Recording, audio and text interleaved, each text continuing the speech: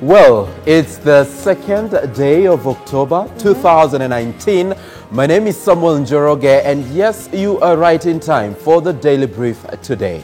Good morning to you. I am Shiksha Arora. Of course, we will be briefing you on what is expected around the country. Plus, we'll also be giving you the international news as well. But for now, it's time for the diary, where President Uhuru Kenyatta is today expected to preside over the official opening of the 2019 edition of the Nairobi International Trade Fair at the Jamhuri Park off Ngong Road. The event, which enters its third day today, has brought together both local and international exhibitors under the theme promoting innovation and technology in agriculture and trade. The fair will come to an end on Sunday.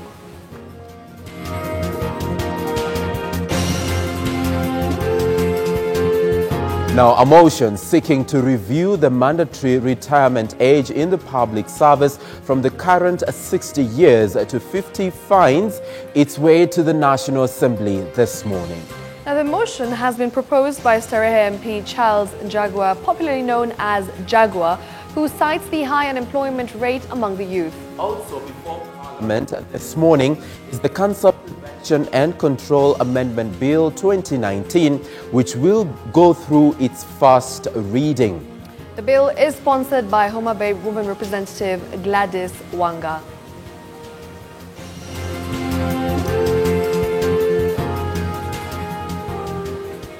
Also today, a media roundtable forum on prevention of cervical cancer is currently underway at the Pan-Africa Hotel here in Nairobi.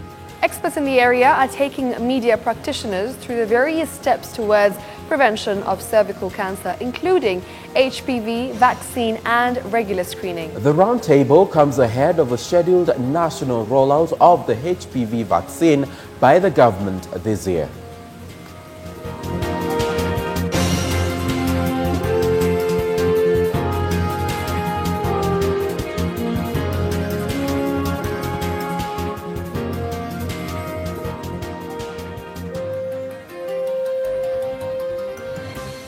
And members of Parliament from the Mount Kenya region will this morning address the media on several social economic issues affecting the people of the region. Now, cases of increased insecurity and infrastructure development are expected to feature in that discussion. This event will be held at Parliament's Media Centre.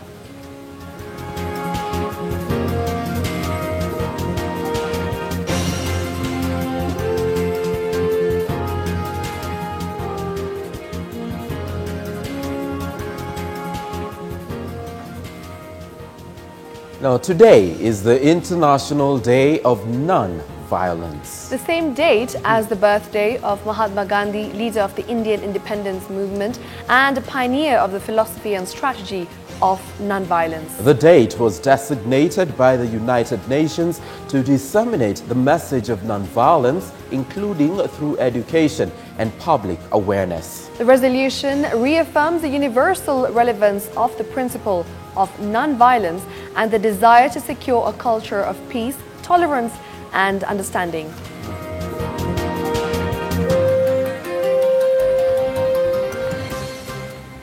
Now, the family of the woman and child who drowned after their vehicle slipped off the ferry and plunged into the Indian Ocean has now been forced to hire private divers after a multi-agency team of government agencies called off the operation to retrieve the bodies on Tuesday evening. Now, a team of divers from Kenya Navy, Kenya Ports Authority, as well as the Kenya Coast Guard Service called off the exercise after spending the better part of the day in salvage operations. The Kenya Maritime Authority has meanwhile cancelled the licenses of all vessels operated by the Kenya Ferry Services, citing safety concerns and unqualified coxswains.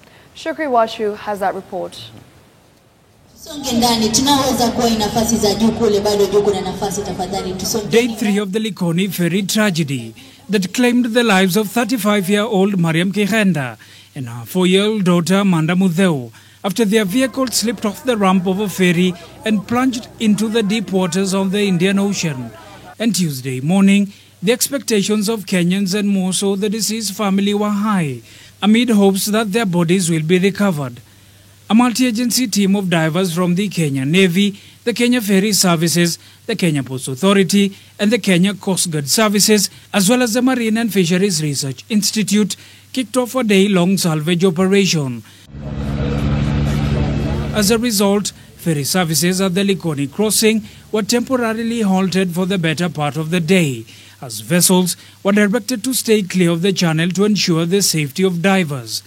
Hours of search, however, proved futile after the operation was temporarily halted due to bad weather. The strategic nature of the channel, which is the only gateway to Mombasa, as well as the heavy commuter traffic to the island. Kesho, kuanzia saa 3 mpaka saa 5, tutafunga operations za kubeba watu baada ya watu kuingia makazini. The divers had however identified the location of the vehicle 173 meters deep into the ocean, with the bodies being sighted at a depth of 75 meters, but could not retrieve them due to lack of proper equipment. Lakini wataalamu wanatumia cameras, robots ama drones kwa mfano za kuingia huko. Ndio maana wame-identify mahali, ndio maana wanataka muda.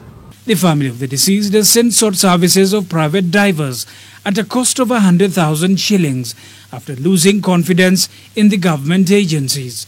Wale wanaongea kule kando kando, watuachie kazi hii kama family, tukiungana na national government. We demand that the Kenya Navy personnel who did nothing despite being just meters from this incident be cited as per relevant internal military statutes. Meanwhile, Kenyans on social media expressed their dissatisfaction with the operation, questioning how numerous government agencies lack proper disaster management equipment, even after a series of incidences have been reported at the ferry crossing. The Kenya Maritime Authority has meanwhile cancelled the licenses of all Kenya Ferry Services vessels, terming them disasters in waiting, with some of the vessels said to be operated by unqualified coxswains. Hiyo ndio sheria. Lakini sasa akiwa hawakufanya, then maybe wenyewe wanajua sababu ilikuwa nini. Shukri Wachu, K24 TV. And you know, for this first part of the first hour of the Daily Brief, we would like to stay with Mombasa County because we've had a lot of stories coming forth from that region. One we've already ran, that is the operation to retrieve the bodies of the two, lady and the mother, I mean a child and the mother, and also this other report where anti-terror police officers have intensified their surveillance in the coastal city of Mombasa after 3 suspects were killed and 7 others arrested during a sting operation in Likoni area.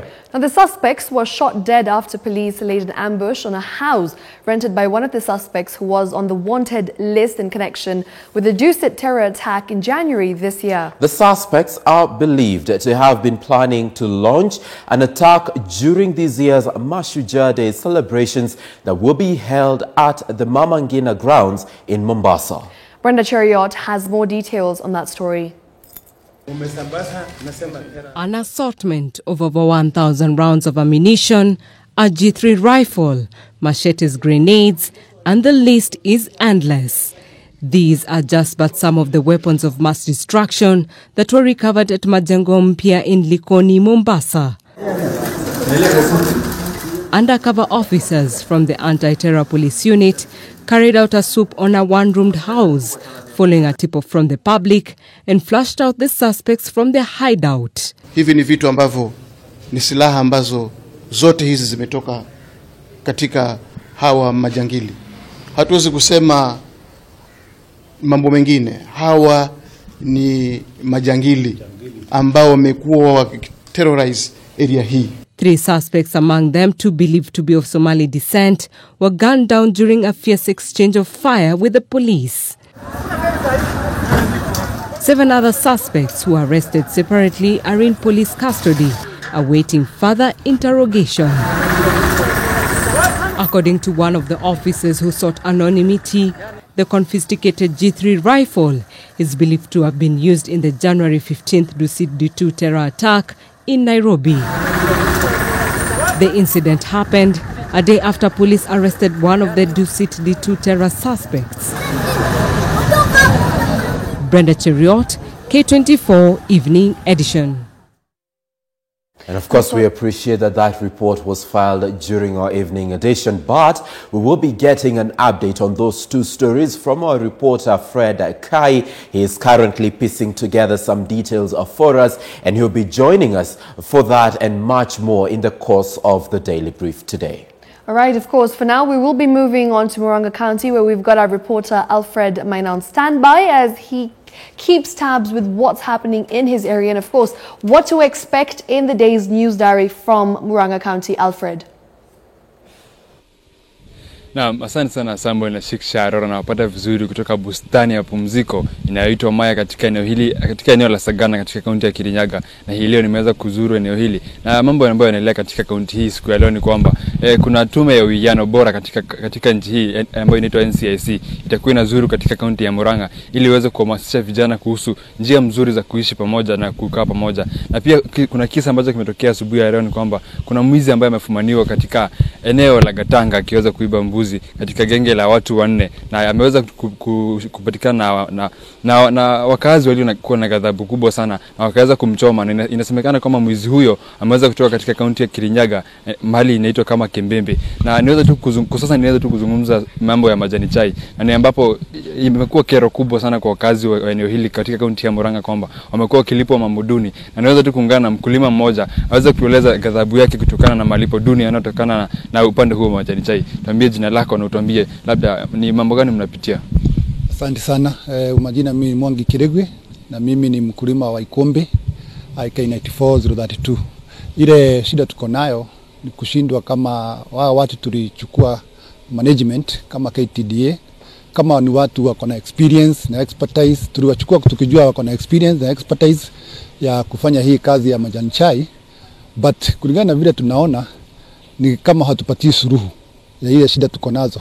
Ukisikia wakanituambia sijui tulichuna majani mingi, sijui kuna vita Afghanistan, kuna vita pahali pengine, mara unasikia shilingi ya rupee za India imekuwa devalued. So unashindwa, tulichukua wale watu wanafaa, wako na experience kweli, wako na expertise. Okay, badala tupatie suluhu ni kutupatia tu sababu. Hii masababu imekuwa kutoka mwaka wa 2010 mpaka wa leo. Overproduction imetoka kutoka 2010 mpaka leo. So wanafanya nini? Mimi kama mkulima nangojea niambiwe tunafanya hii na hii na hii, kwa hivyo hii mwaka haitakuwa mbaya. Lakini ukisikia vile tunaambiwa, unaona hata hii mwaka bado itakuwa mbaya, kwa sababu hakuna kitu ama kitendo ile tunaona kama wakulima ile inatuma tusaidike. Mimi ningeomba tu serikali na serikali ya Uhuru, tafadhali mkuje mfanye audit ya hawa watu KTDA, special audit. That is very key. Number 2, mtafute na leaders wote watoke pamoja, all the elected leaders mkuje mshikane pamoja, tutafute a regulator.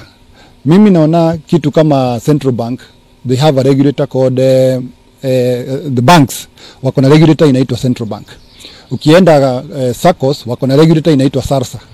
Hii KTDA which manage over 100 billion, hakuna regulator yote. They are only covered by Company Act. We need a serious regulator. Ndio mkulima kama mimi nikiwa na shida I can lash to the regulator. Lakini sasa hii hakuna. So we want the parliamentarians to make laws to have a strong regulator. Kitu ingine nafurahia kuona hata Council of Governors nao wameanza kuingilia hii maneno ya chai, na tunaona nao sasa kuna mwangaza mbele. Zile counties 18 zinakuja majani chai, tunaomba nao waanze kuwa na development plan na ambao inaweza kutupatia incentives kama sisi wakulima ya kutuma tuendelee kwa hii ukulima wa majani chai. Ile kitu ingine ya mwisho, KTDA kama tunamlipa management fees, unakuja unapata mimi nakupea the factories are paying new management fees, but unarudi kwa maekite unachukua pesa ingine unaniambia nilipe manager yule umenitumia kwa factory yangu. That is not fair. That is exploiting. It is not fair at all. Unapata mkiwa na kesi huku makotini, na hii kesi iko kwa KTDA, bado mkulima the factory ndio analipa hiyo. It is not fair. Ukikuja kwa tax unapata bado wanakuja kwa the kit of the factory. It's not fair. So kaidre we need to have change kwa hiyo. Asante sana. Na Samuel, nimeweza kusikia ni kwamba huyu ni mkulima wa majani chai kutoka kaunti ya Murang'a, na ameweza kueleza ghadhabu zake kutokana na mamlaka ya KTDA. Na hapo jana gavana wa kaunti ya Murang'a Mwangi Weria aliweza kuwapa kwamba ataweza kuelekea kotini ili kuweza kufikisha mamlaka ya KTDA katika mahakama ili iweze kuamuliwa iwapo watakuwa wakiwalipa wakulima wa majani chai kwa bei gani, hata iwapo kuna bei mzuri ama kuna bei mbaya katika mamlaka hayo. Na kwa sasa nakurudishia huko kutoka bustani ya mapumziko ya Maya, kaunti ya Kirinyaga. Thank you very much, Alfred Maina, for that report. Of course, he has been talking about KTDA, which is Kenya Tea Development Agency, and with regards to the prices that farmers are currently experiencing. And of course, we'll definitely be following that story in details later on, Samuel. Yeah, there's been some issue with the way tea is being managed. The Right. tea prices in Mombasa at the auctioning still remain to be in focus, even as tea farmers expect that all will be getting well in the course of time. And he also mentioned the National Cohesion and Integration Commission will be in that area to just try and sensitize the youth in both Kirinyaga and Murang'a counties on the need of upholding cohesion and integration amongst themselves. Now, we need to go to Kisumu and bring in our reporter Baraka Karama. He's joining us live from that region. He will be updating us on exactly what we can expect from him today. Baraka? Samuel, a very good morning to you back there in Nairobi. Indeed, the story that today we'll be focusing on is that we'll try and get a look into the lake transport following the tragedy that happened in Mombasa County some few days ago. Remember, KISUMU County is situated within the shores of Lake Victoria, and just like any other part, of course, we've always seen quite a number of boat accidents that occur here on a regular basis. Just some few months ago, we did see a boat tragedy in Budalangi. Later on, we also saw another boat tragedy in Lihunda within Bondo constituency. And because of that, going by the tragedy that happened in Mombasa County, today we'll be focusing on that particular issue, where we're trying to get hold of the boat riders and the Kenya maritime officials here in Kisumu just to tell us what measures they're putting in place just to ensure that such tragedy does not occur here in Lake Victoria. Of course, we'll be talking to the boat operators just to try and get their views on whether they're trying to put on the safety gears while they are going on with their normal operation. Remember, the Kenya Maritime Authority here in Kisumu did issue a notice to all the boat operators in this particular region to ensure that they adhere to the safety regulations required while carrying out their duties. So we'll be making a follow-up to that effect. We'll visit the Dunga beach, where we have several boat operators, maybe just to talk to them and get to know what measures they are putting in place in the event that such tragedy happened. Remember, during a story that we did earlier, it was evident that most of the boat operators travel without the safety gears.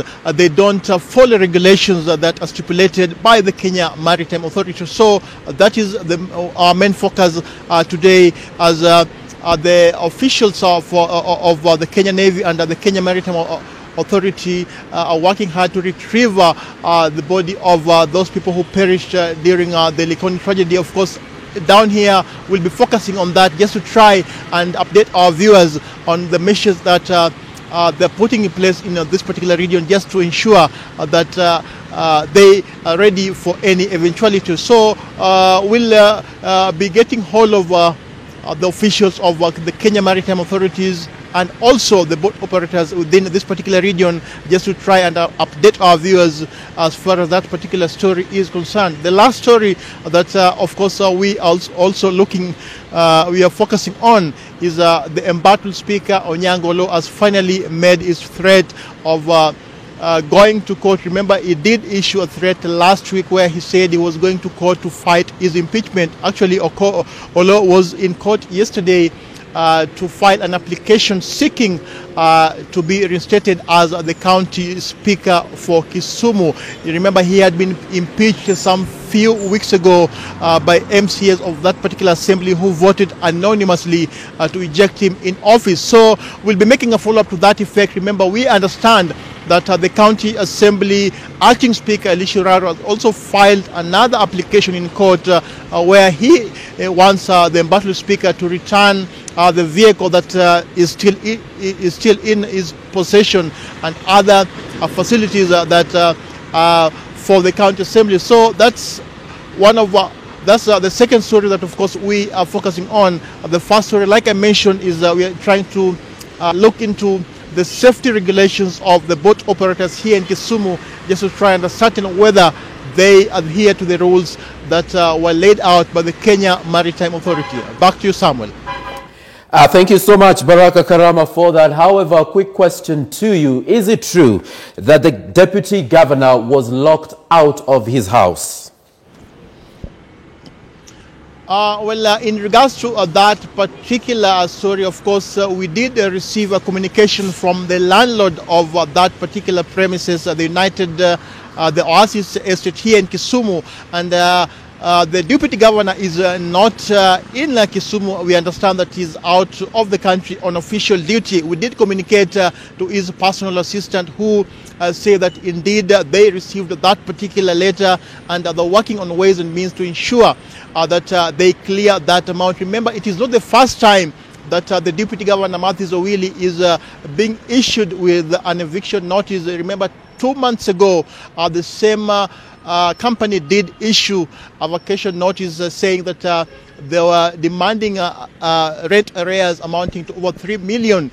So they said, according to their letter, is that they had tried to reach out to the county government, and of course we understand that the CEC Finance Nerea Chair did commit that he was supposed to clear that particular debt, but that has not come to pass yet. So that is the reason why the landlord did issue a vacation notice saying that despite the agreement that was reached to between them and the CC Finance, nothing has been done yet. So we'll be also following up on that, bearing in mind that the county governor of Kisumu, Professor Peter Nyang'nyong, is not in office yet.